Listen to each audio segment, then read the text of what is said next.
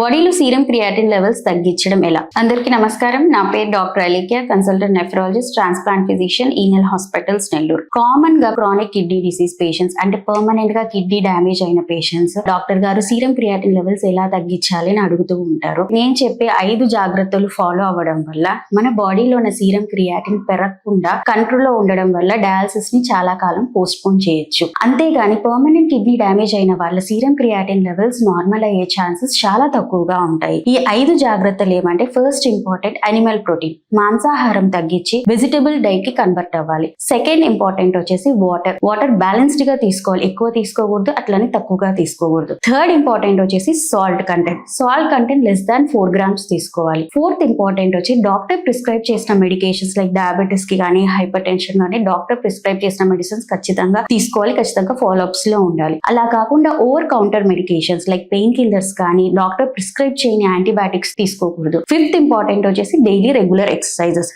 Exercise చేయడం వల్ల మన డయాబెటీస్ కానీ హైపర్ టెన్షన్ కానీ కంట్రోల్లో ఉంటుంది. ఈ 5 జాగ్రత్తలు ఫాలో అవుతే మన క్రియాటిన్ లెవెల్స్ కంట్రోల్లో ఉంటాయి. Thank you.